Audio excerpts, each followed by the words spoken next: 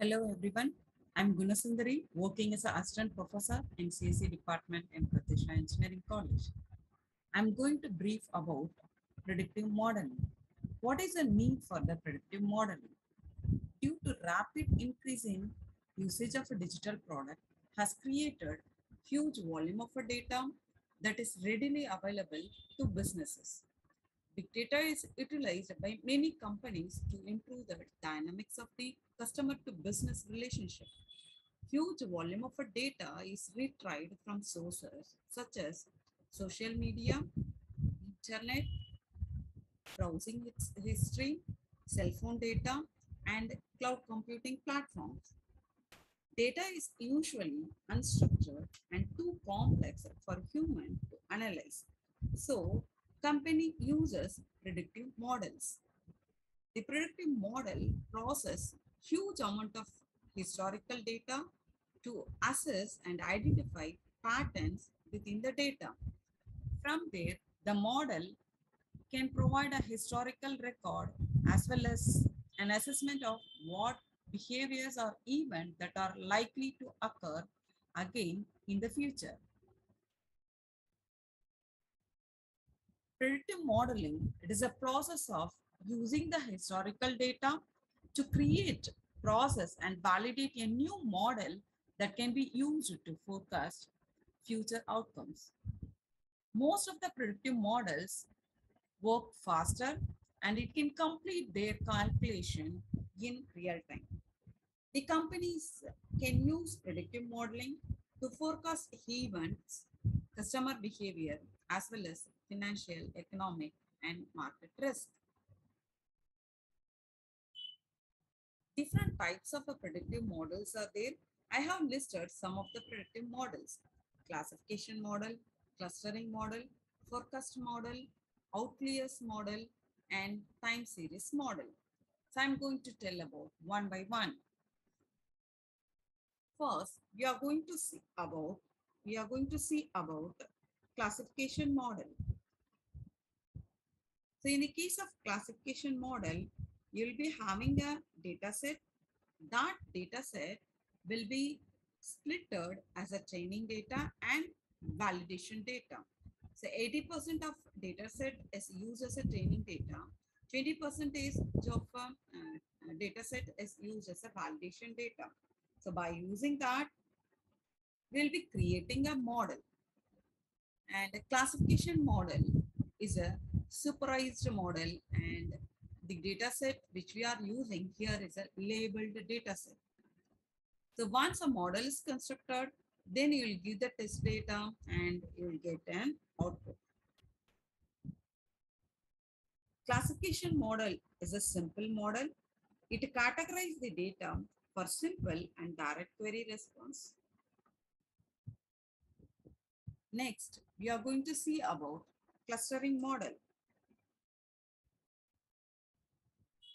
Clustering model, here you will be having an unlabeled data.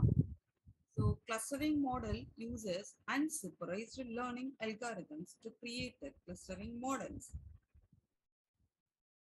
So you'll be having an unlabeled data, and that unlabeled data will be given as an input to an unsupervised learning algorithms, and there it is going to create a model.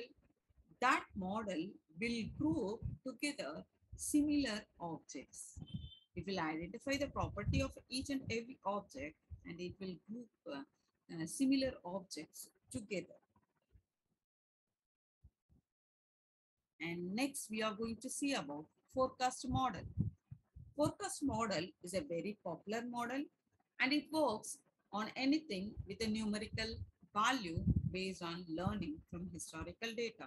For example, in answering how much lettuce a restaurant should order next week, or how many calls a customer support agent should be able to handle per day or a week.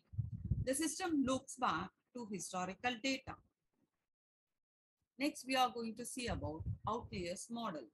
Outliers model works by analyzing the abnormal or outlying data points. For example, A bank might use an outlier model to identify the fraud by asking whether a transaction is outside of the customer normal buying habit or whether an expense in a given category is normal or not. And next we are going to see about time series model. Time series model evaluate a sequence of data points based on time. So here, based on time, you are going to do the analysis and you are going to create the predictive models.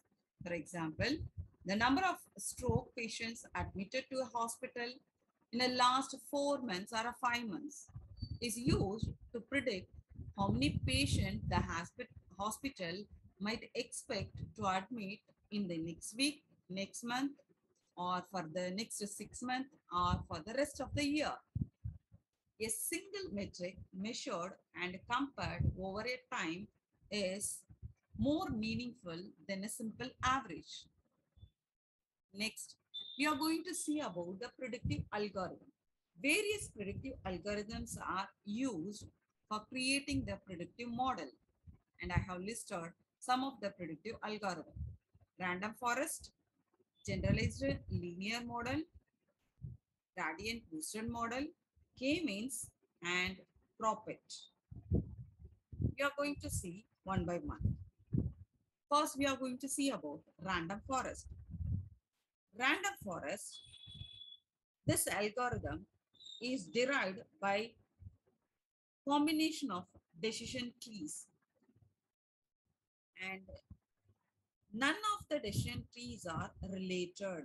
They are not related, and they can use both the classification and regression to classify vast amount of data. For example, here in this picture, we are having 4 decision trees. So a new instance will be given as an input to all the 4 decision trees. So, and we will be getting the prediction output or the result from each decision tree. And here in this example, 3 decision trees are giving the result as a value 1, and 1 decision tree is giving the result as a value 2. So it is going to use an ensemble prediction and it's going to choose a result as a 1. Next, we are going to see about generalized linear model. In the case of generalized linear model algorithm, it narrows down the list of variables to find best fit. It can work out tipping points and change data capture and other influences such as categorical predictor to determine the best fit outcome, thereby overcoming the drawbacks in other models such as regular linear regression. It is going to use best fit model. Next, we are going to see about gradient boosted model. So in the case of gradient boosted model, it uses several combined decision tree. But in the case of random forest, it uses not related trees in the random forest. But here it uses, here in a gradient boosted model, it uses trees, decision trees that are related. It builds out one tree at a time. So it enables the next tree to correct the flaws in the previous tree. It's often used in ranking, such as on the search engine outputs. Next, we are going to see about k-means. K-means is a most popular clustering algorithm and it is a fast algorithm. K-means groups data point by similarities and so is often used for a clustering model. It can quickly render things like personalized retail offers to individual within a huge group, such as million or more customers are available. And you can consider the product recommendation which is given by Amazon or any other online shopping websites. And next we are going to see about Prophet. Prophet is an algorithm. It is used in time series or forecast model for capacity planning, such as for inventory need, sales quotas, and resource allocations. It is a highly flexible one and it can easily accommodate heuristics and an array of useful assumptions. And now we are going to see about benefits of predictive modeling. So predictive model is very much useful in demand forecast. Predictive model can be used for planning workforces and for analyzing the customer behavior. Predictive models are used for in-depth analysis of their competitors. Predictive models are used for forecasting external factors that can affect the workflow. And it also used for identifying financial risk and modeling predict. And at last, we are going to see about challenges of predictive modeling. So whenever we are trying to create an predictive modeling, so we have to look into what's the quality of a data that is used, whether that quality of data is adequate for creating a predictive model. That always you have to keep in mind when creating the predictive modeling. And one more challenge which is available with the predictive modeling is business understanding to make sense of the data. So how much you understood the business well and how much you are going to understood the data, that only going to be very much useful when creating the predictive model. And another challenge which exists is data bias. So if the data is a biased one, with that biased data, if you are trying to create a predictive model, then the result of the predictive model will not be that much accurate. And one more challenge which exists with creating a predictive model is model overfitting or underfitting. And other challenge which is available with the predictive modeling is model evaluation. How we are going to evaluate the predictive model? So based on that, you are going to determine effectiveness of a predictive model which you have created.